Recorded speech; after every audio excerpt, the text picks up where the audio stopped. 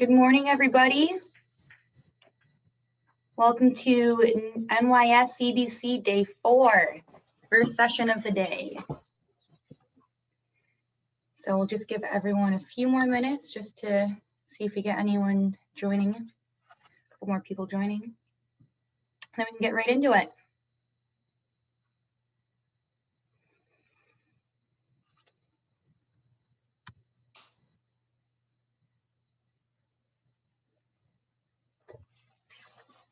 And thank you everyone for joining us today. Feel free to turn your camera on. Makes it a little more fun that way, more personal.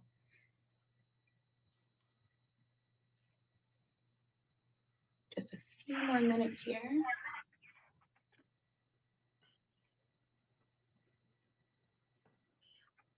Morning, Chris. Morning, Chris. Hi, how are you? Good, how are you? Good. I'm in the car, so I am going to turn my video off, but I'm around. Oh, thanks for saying hi. Yeah, hi. All right, so I think we can get started here. Once again, thank you everybody for joining us for day 4 of the New York State Craft Brewers Conference. Today we are here with Melissa Camire of Fisher Phillips. Melissa is a partner at the labor employment law firm Fisher Phillips, and she is here today to talk about New York State's new paid sick leave law that all breweries should be aware of. Before I hand it over to Melissa, just a few housekeeping things here. Yeah. First of all, I want to thank our sponsors. Our Thursday presenting sponsor is Hopsteiner, and our session sponsors for the day are Stoneville Insurance Agency, BSG Craft Brewing, and DK Advanced Technologies. I put some links here in the chat so you can access all of their resources pages on the NYSCBC.com website. They've got some great helpful information for you all there. Please also, if you could, click the link in the chat to sign in to this session. We're trying to keep track of our attendees throughout the conference. So if you could do that, it'd be greatly appreciated. And finally, if you have any questions at any point throughout Melissa's presentation, feel free to enter them in the chat and I will call on your name at the appropriate time and you can unmute yourself and ask your question. So without further ado, Melissa, what are we going to learn today? Thanks very much, Chloe. I'm just going to pull up a presentation here on my screen. Yep, once you get that up, I can. Can you see the presentation, Chloe? Yes, yes. Okay, great. Okay, so thank you, Chloe, for that introduction. As Chloe said, I am a partner at the labor and employment law firm of Fisher and Phillips, and part of my practice is I work with breweries to help them comply with the various labor and employment laws that all employers need to comply with. Fisher and Phillips is a proud allied member of the New York State Brewers Association, and my husband and I have been trying to do our part to help support the industry during the pandemic by keeping our fridge stocked with craft brews. As Chloe said, today we're going to be speaking about a new state sick leave law. New York State passed a sick leave law last April, and the law provides for sick leave and safe leave for all private sector employees, which is going to include all of your brewery employees. All but the smallest employers must provide paid sick leave to their employees, and even those smallest employers need to provide unpaid leave. Accrual of the leave began in September 30th of 2020, so hopefully you have all already started that accrual process. But if not, you're going to need to go back and retroactively calculate those sick leave accruals for your employees going back to September 30th of 2020. And employees were also able to start using the sick leave as of January 1st of this year. All right. And Melissa, you may have already sort of covered this, but maybe you'll go into more depth. Does this cover all employers and all employees? Yes, so this law is going to apply to all private employers in New York State, regardless of size. So that's going to include all breweries that have any employees in New York. So all private sector employees are entitled to sick leave under this law. This means all employees. It could be full-time employees, part-time employees, temporary, seasonal, exempt, non-exempt. All employees are going to be covered under the law. So again, this means that all brewery employees in New York will be eligible for sick leave under this law. There's also no tenure requirement to be eligible for sick leave. Employees can start using sick leave immediately upon hire as they start accruing that sick leave. Great, thanks, Melissa. And before we get to the next slide, just a reminder for everyone here, this is being recorded and will be put on the New York State Brewers Association YouTube page, so you can view it after. And we'll also make this PowerPoint available for you to access afterwards. So if we're going through the slides quickly, don't worry, you can go back and look at them. So Melissa, how much sick leave are employees entitled to under this law? Sure. So the amount of leave is going to depend on the size of the employer, and in some circumstances, the level of income of that employer. So for the smallest employers, which are employers with 4 or less employees and who have a net income of $1 million or less, they need to provide 40 hours of unpaid sick leave. Employers of that same size, 4 or fewer employees, but that have a net income that's greater than $1 million, they have to provide 40 hours of paid sick leave. And then similarly, employers with between 5 and 99 employees, regardless of the level of income that they have, must provide 40 hours of paid sick leave. And then the largest employers that have 100 or more employees, they need to provide 56 hours of paid sick leave. So this leads to the question of, how many employees does an employer have? How do they count their number of employees? The state has issued some proposed regulations to the sick leave law, and they indicate that for purposes of counting the number of employees, the employer needs to include employees who are on any type of temporary absence. So if somebody's on paid or unpaid leave, leaves of absence, of suspension, FMLA leave, any other type of temporary absence, provided that the employer has a reasonable expectation that the employee is going to return later to active employment status, they're going to count. So if you have an employee who is, maybe out on parental leave, you're still going to count them for purposes of your number of employees for this law. And the proposed regulations also state that the number of employees has to be determined by counting the highest total number of employees at any point during the calendar year to date. So essentially, this means that the proposed regulations say that the employer has to count the highest total number of employees at any point during the year. So this may result in your leave obligations changing during the year, but the regulations say that you can only increase the amount of leave that's given to employees in a calendar year. You can't decrease the amount of leave provided to an employee. If your employer size decreases, you can only do that in the next calendar year. So for example, if an employer started out 2021 with 95 employees, they would need to provide 40 hours of paid sick leave. But if during the course of that year, the company hires more employees to bring them up to 100 or more employees, then at that point, when they hit the 100 employee threshold, they would have to start increasing the amount of sick leave provided to 56 hours. Even if then they again fall below the 100 employee threshold later that year, the company can't reduce the sick leave back to 40 hours until the next calendar year. So this is important for employers that are right around those thresholds, the 5 employee threshold and the 100 employee threshold.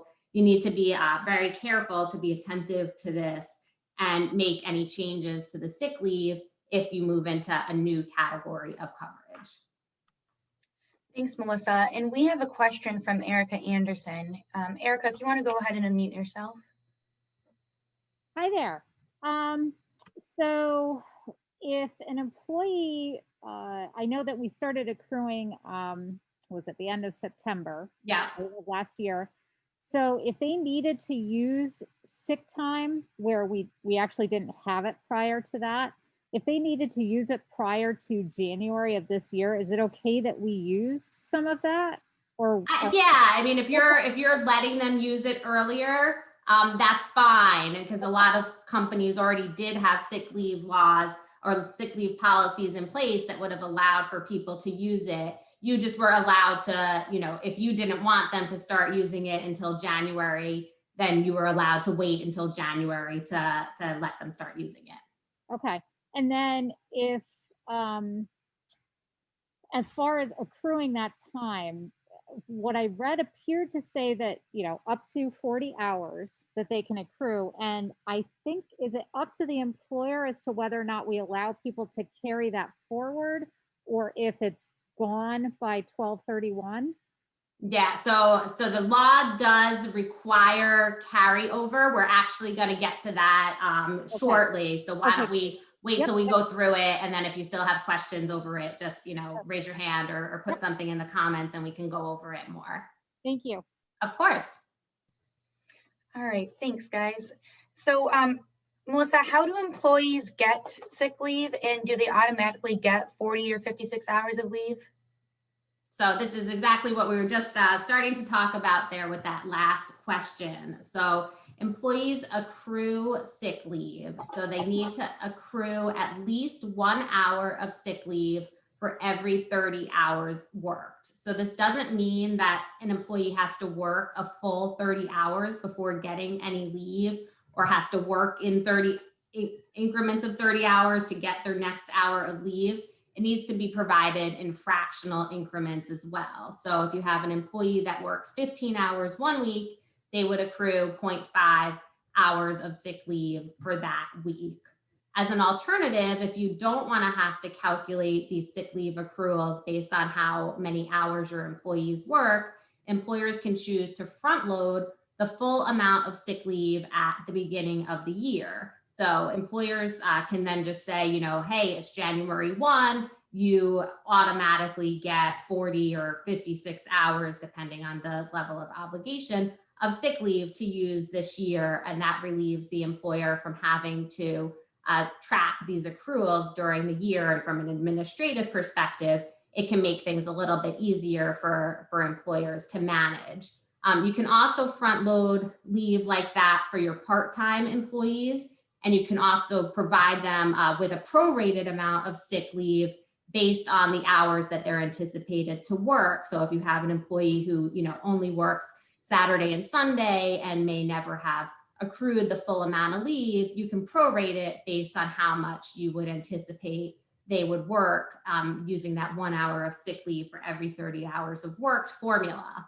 If you do front load less than the full amount because you're prorating for a part-time employee, you still then need to track the hours that they work and what their accrual would be in case the employee ends up working more than anticipated. So if you front load the leave and they work more than you thought and they would have accrued more, you're going to have to give them more time once they work more. This goes to that last question. So the law does require carryover of accrued unused sick leave into the next year. So this means that if an employee didn't use all of the sick leave that they accrued, they need to be able to carry it over into the next calendar year. However, employers can still then limit the use of sick leave in any calendar year to that 40 or 56 hours, that depending on the level of obligation. So if an employee has leave left over at the end of the year, it does have to go into their amount of leave they have next year, but they're not entitled to use more than 40 or 56 hours in that next calendar year. So, sorry, I actually have a question. Of course. So what's the purpose of the sick leave carrying over if they're not entitled to use it? It lets you be able to use it immediately without having to wait for additional accrual. So let's say at the end of December, you have 5 hours left and that carries over, starting January 1. you don't have to wait to accrue another 5 hours to be able to use it in January. You already have that 5 hours ready to go. Oh, okay, that makes sense. Thanks. Of course. All right, so what can employees use sick leave for? So the law allows employees to use sick leave for, regular sick leave purposes, what we think of somebody needing to take a sick day for. And it also allows them to take sick leave to provide care or assistance to a family member who may have an illness or needs to go to the doctor. And it also provides for safe leave when the employee or their family member is the victim of domestic violence. I won't read here all of the detailed reasons for sick leave. Let's get the slide. But you can see on here exactly what it can be used for. But it's really for traditional sick leave purposes, for the employee's own sick leave, caring for a family member who's sick, and then for these safe leave purposes. And as Chloe said, we're going to put the slides online, so you'll be able to have the full list here of what employees can use sick leave for. The definition of family member, when you're allowed to use sick leave for caring for a family member, it's really broad. It includes an employee's child, their domestic partner, their parent, sibling, grandchild, grandparent, or child or parent of an employee's spouse or domestic partner. So it really is quite broad who's considered a family member under this law. Great, thanks, Melissa. And what do employees need to use sick leave for? And then Erica, we can get your question after this because I think it might cover it. So this is what employees need to do in order to use sick leave. So as we talked about, you had to let them start using it as of January 1. If you let them start using it earlier, as we went over in Erica's question, that's fine. Employees can use their sick leave immediately as it accrues. They don't have to work for a certain period of time before they're allowed to use that sick leave. There's also no specified notice or time period that employee has to give to the employer prior to using the sick leave. The employee just has to make an oral or a written request prior to using the sick leave. The statute also doesn't distinguish between providing notice for a foreseeable use of leave, like a doctor's appointment, or an unforeseeable use of leave, where you wake up and you're really sick that day. So it's not clear if an employer can require a certain amount of notice when leave is foreseeable. We hope that the state addresses this further in future guidance, but so far this question remains unanswered. Employers can also require that leave be used in specific increments, but that minimum increment can't be more than 4 hours. So if you want to set a threshold that employers have to, take their leave in at least 4-hour blocks, you can do that, or you can make it less than 4 hours, a 1-hour block, a 2-hour block. But what you can't do is say you have to take it in a full day, 8-hour block. It has to be 4 hours or less. Employers also need to be paid their normal rate of pay for any leave time, or the applicable minimum wage, whichever is greater, and we'll go over how they get paid a little bit more in a further slide. And then employers also can't require the employee to find somebody to replace them on their shift as a condition of taking that sick leave. Thanks, Melissa. And if we can pause so Erica can ask her question. Of course. If that would be all right. Sorry, I'm being that annoying person with all No, I like having the interaction. So my question is, if an employee is out due to COVID, either because they test positive or because they are required to quarantine because of a potential exposure, Yeah. is that a situation where we should be using this sick leave? Would those qualify?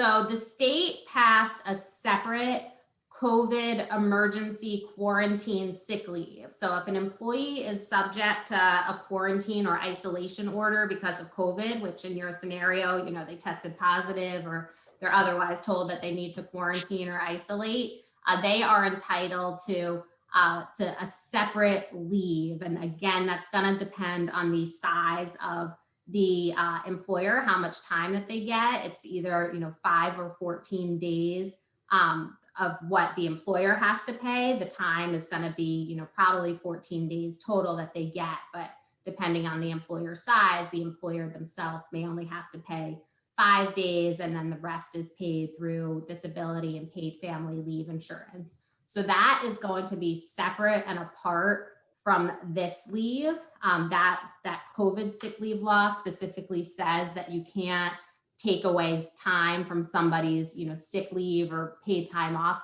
leave. It has to be completely separate. And Erica, I'm happy to send you over some more details about that COVID sick leave, which we're not really going to touch on too much today. So you can have all that as well. Okay, yeah, that's awesome. One of the things I was curious about is I know that when there is a COVID situation and we're still paying the employee, but they can't work, is that we then don't have to pay employer taxes for that person. Well, there's a tax credit that's available. Yep. Yeah, that's what you're talking about. Yep. So that wouldn't apply to this sick leave law. That's only going to apply to the COVID sick leave, which is okay. And makes this all the more confusing. Of course. All right, great. Thank you. Of course. Great, thanks, ladies. So for employees who are entitled to paid sick leave, how do they get paid?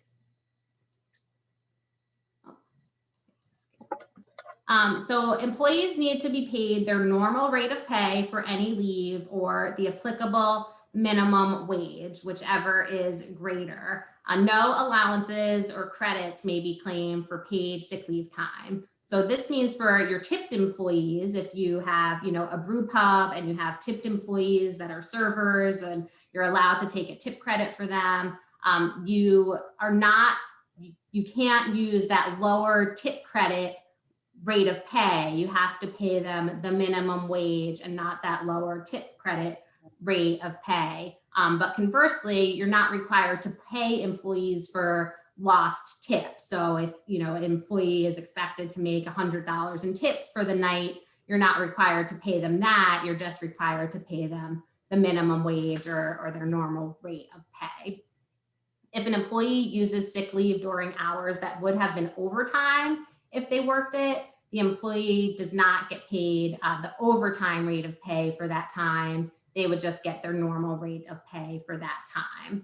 If an employee has more than one rate of pay, if they get one rate of pay for helping with the brewing, and then they also work in the tap room a couple of nights or over the weekend, and they have different rates of pay for those two different job positions, you're going to use a weighted average of those two rates when you figure out what the rate of pay should be for their sick leave that week. Thanks, Melissa.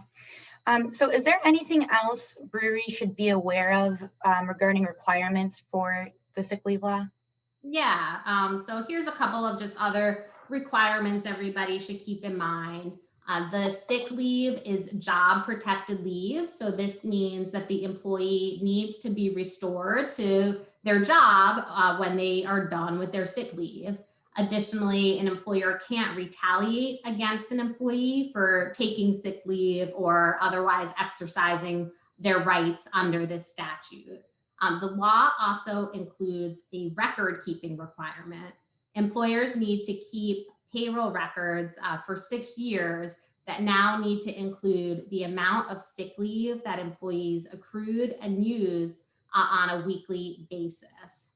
Additionally, employers need to be able to provide an employee, if they ask, with a summary of the amounts of sick leave that they have accrued and that they have used, and the employer needs to be able to provide this information within 3 business days of an employee asking. So Melissa, for breweries that already may have been providing sick leave law prior to this law, is there anything they should know? Yeah, so if an employer already has some kind of paid sick leave or paid time off policy, that may be sufficient to satisfy their obligations under this law. An employer is not required to provide additional sick leave to employees if they already have a sick leave policy or some other time off policy that provides employees with an amount of leave which meets or exceeds the requirements of this law and also satisfies the accrual and the carryover and the use requirements. So this means if you already have a policy that provides for leave that employees can use for all of the reasons that are laid out under the statute and provides the amount of leave that would be required under this statute and also provides for that carryover that we went over is required. You don't have to do anything else. What you're already doing is sufficient to comply with this law, but you have to really look at your policy carefully and see, is it meeting the statutory obligations or are there some modifications that will need to be made to comply with the sick leave statute? Thanks, Melissa. And do breweries need to have a written policy on the sick leave their employees are entitled to, as well as provide them with it? Yeah, so I highly recommend that employers have a policy that addresses their sick leave obligations. The statute itself does not specifically require a policy, but another section of the state labor law does direct that employers notify employees in writing by having a policy available on the employer's policies on sick leave, vacation, personal leave, and so forth. So I think that statute does require employers to have a policy here for this law. Additionally, guidance from the state on the sick leave website that the state has put together says that employers need to notify employees in writing or by posting a notice in the work site prior to any leave being earned of any restrictions in the employer's leave policy that's going to affect the employee's use of that leave and any limitations on the amount of leave increments that an employee can take leave in. So an employer is really going to want to make sure that they have a policy in place that explains their sick leave policy to employees. So this means whether your brewery is implementing a policy for the first time or reviewing an already existing policy to confirm compliance with the new law, it's really important. You're going to want to do that and put that together. And there are a couple of key things that is going to need to be included in any policy. So first is whether the leave is going to accrue over time or if you're going to front load the leave to all employees. If your brewery is going to use the accrual method, the accrual rate must meet or exceed the required rate of 1 hour of leave for every 30 hours of work. If you're going to front load the leave, you then have to consider your part-time employees. Are you going to front load the full amount of leave for them, or are you going to front load them a prorated amount of leave? If you're going to do a prorated amount of leave, you're going to need to continue to track their accruals to make sure that you're not shorting them of leave if they work more than was anticipated. Second, you're going to want the policy to address use of leave. This should cover the reasons that an employee can use leave, as well as any minimum increments of time that employee must use their leave in. And as we went over before, this can't exceed 4 hours. Additionally, the policy should cover the total amount of leave that the employee is permitted each year. That's going to be either 40 or 56 hours, depending on the employer size, or if your brewery provides a more generous policy than what's required under the statute, it would be that greater amount. The policy should also address any requirements regarding documentation that employees must provide to verify their leave consistent with what's permitted under the law. A compliant policy is also going to address the carryover of the leave.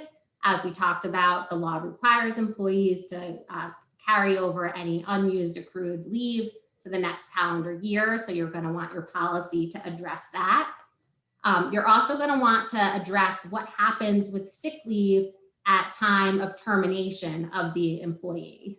Unless required by an employer's policy, employers are not required to pay employees for any unused sick leave at the time of the employee's termination. So you'll want to make it very clear in your policy whether the company's policy is to pay out or not pay out any unused leave at time of termination. And then finally, you're going to want to address interaction with other leave laws, which we're going to touch upon briefly shortly.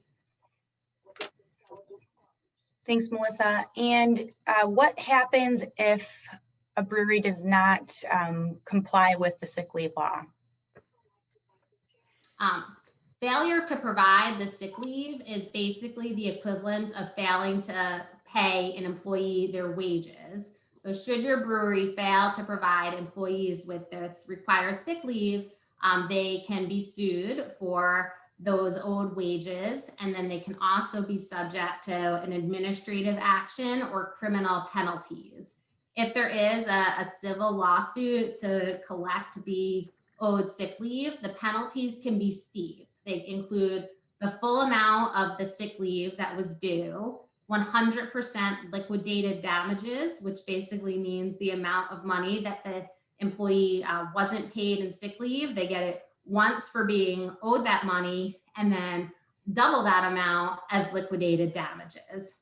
And then there's also civil penalties in an amount that is double the total amount due. So as you can see, it can be pretty costly if you're not complying with this law.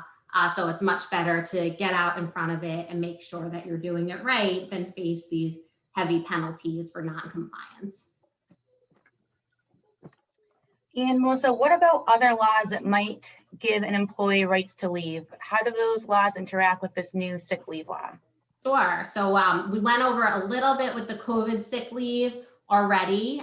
There are a lot of different federal, state, and local leave laws that could have overlapping requirements. I'm not going to go into depth on all of these different laws today because each one of these could probably be its own presentation.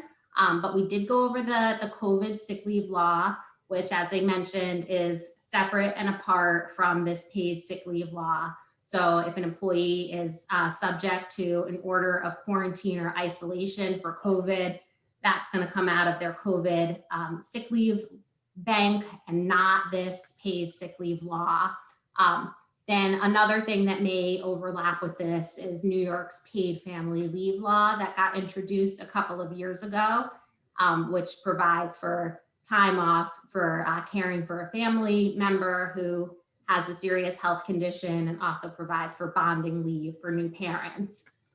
If an employer allows it, an employee can choose to use their sick leave during any eligible paid family leave. And that would allow the employee to receive their full salary or their full wages rather than the partial wage replacement benefits that are provided for under the paid family leave law. However, the employer cannot require employees to use their sick leave while they're on paid family leave. So you can give them the option to use it, but you can't require that they use it.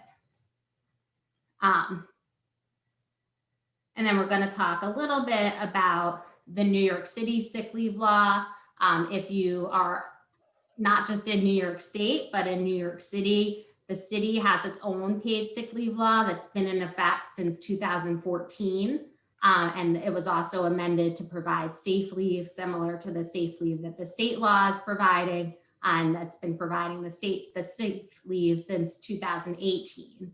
The state sick leave law does not supersede the New York City's law, but employers don't have to have separate leave banks. One leave bank can satisfy both laws, but where the New York City law has broader protections, then those broader protections or provisions are going to apply. The city law was recently amended to try to align with the state leave law more closely, but also created some new obligations under the city law. I'm not going to go through all of these here today to go over what changed in the city law, because I suspect that most of you are not impacted by this, but if you are a New York City brewery and you need more information on the New York City sick leave law and what's changed and what aligns with the state law and where there's greater obligations, just reach out to me. I'm happy to give you more information on that.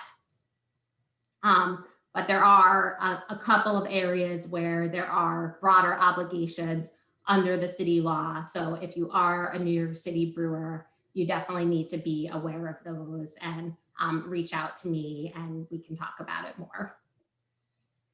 Thank you, Melissa. That was so much great, really important information. I'm glad that we have this recorded as well, so breweries can always go back and check this out as well as the presentation. So we have some people, we have 10 attendees here with us. I'd love to open up the floor for questions. And please don't be shy, ask away. We've got about 25 minutes left. Erica, I know you can think of one. Oh God. No, I think all my stuff has been answered. I'll keep thinking though. So I guess I can ask a question, Melissa. Oh, good. Eric, do you have one? Nope. What sort of brought about this law and prompted it to be developed? Yeah, I think it's a trend that we've been seeing across the country, really. There's been a push in a lot of parts of the country to provide sick leave to employees because the laws, up like maybe 10 years or so ago, really didn't provide any sick leave rights to employees. And in states like New York, California, those more employee-friendly states, there's been a push for sick leave legislation to provide employees with sick leave. It's, most of you all probably only operate within New York State and don't have multi-state operations, but it's been really challenging because different jurisdictions have been passing different laws. And if you are a multi-state employer and you have to deal with this patchwork of laws, it's hard because the obligations could be different. I mean, you see this even within New York, that New York City has different obligations than the rest of the state has. The Trump administration certainly didn't make any pushes to have a nationwide sick leave law. We may see that now with the new administration, which could make things a little bit easier for employers if there's just one, federal statute rather than having to deal with a patchwork of state and local laws. Very interesting. Well, we'll keep going here for a few more minutes just to see if anyone else has any questions or if there's anything else you want to address, Melissa. No, I mean, I'm here to answer questions, and anybody who, has a question that pops up later, feel free to reach out to me. I'm always happy to provide some advice and answer questions. I've got a quick question. Sure. And I'm sorry I was in and out a little bit. So if you talked about this, I apologize. I'm impressed that you went from like driving to now being, in an office somewhere. It's impressive. And got McDonald's coffee. There you go. Nice. So I know that for our federal, you touched a little bit about the federal program for tax credit for people who are quarantined and home. We set it up with we use Paychex payroll company. We set it up with them. So there actually is like a quarantine rate so that it's very clear where everyone is getting quarantined to make sure that we get credit for that. Do we set that same system up with Paychex for the sick leave as well, where, you said we have to keep records for, what did you say, 6 years or something along those? Like, is that a service that payroll companies will? Yes, they should be providing that for you. I would be shocked if Paychex didn't have that capability. I'm sure that they do. So you'll definitely want to work with them and have, like a separate code for sick leave. So it's very clear when employees are using sick leave and not their regular rate of pay. But that's absolutely something your payroll provider should be able to work with you on. Okay, that's great, because this sounds like a nightmare. I mean, we've got high end. And so the quarantine rate was great. So this is going to be a similar thing where they'll contract, like, so when we call in the payroll, we would say 4 hours of sick leave, and then that would get deducted. And so they would get paid the same, or they would get paid the sick leave That's rate. right. And they'll keep track of those banks. And if you're doing the accrual method of, employees having to accrue sick leave, they should be able to keep track of that as well, because they're going to have the amount of hours that employees worked, because you're providing that to them for payroll purposes. So they should then be able to convert that into how much sick leave an employee has accrued as well. All right, that's great, because this sounds like a nightmare to me. Thank you very much. You're welcome. Anyone else have any questions? And I just want to say, Melissa, and to all of our allies, we're so grateful to have our allied members. They provide this industry with crucial information like you've given us here today.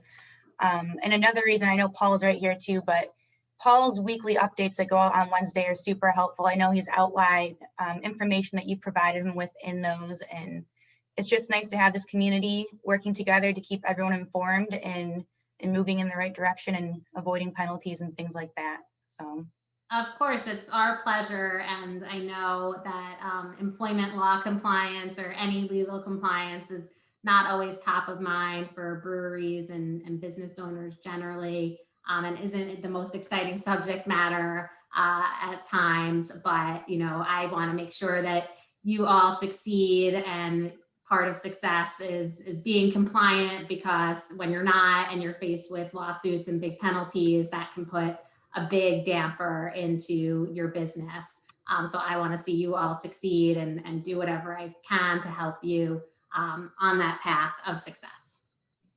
Thanks, Melissa. We greatly appreciate it. Yeah, you've been a great help. Thanks, Melissa. Appreciate My it. pleasure. Well, if no one else has any questions, it is okay if we end the session a little early, but I'll go over a few things. If you can think of any questions while I do this, let me know. I'll give you another opportunity. Our next session is going to be at 11:30 a.m. It's mental health first aid. So the Zoom link is in the chat if you want to join us for that. You might also be interested in understanding workers' compensation. That's Thursday, February 25th at 4 p.m. And just another reminder, so please subscribe to the New York State Brewers Association YouTube channel, where you can find recordings of all of these sessions. And with that, if no one else has any questions, I think we'll probably sign off. And hey, Chloe, I'll just chime in. If anybody wants to sign up for my law firm's New York legal alerts, we put out alerts when there's new employment laws that come out. If anybody's interested in receiving those, just shoot me an email. My email is mcamire@fisherphillips.com. I'm sure it's somewhere in your website materials as well, and I'm happy to get you guys signed up for that. Yes, I just put that in the chat, and thank you, Melissa. Also, I can put a link to signing up for that in Fisher Phillips resource page on NYSCBC.com. Great. So we'll put that there in the PDF. So make sure, once again, you visit the resources page on the Craft Brewers Conference website. It's where you can find a lot of good stuff like this. Thanks, everybody. Thank you, everybody, for the time today, and enjoy the rest of the conference. Thank you very much. Appreciate it. Take care. See you later.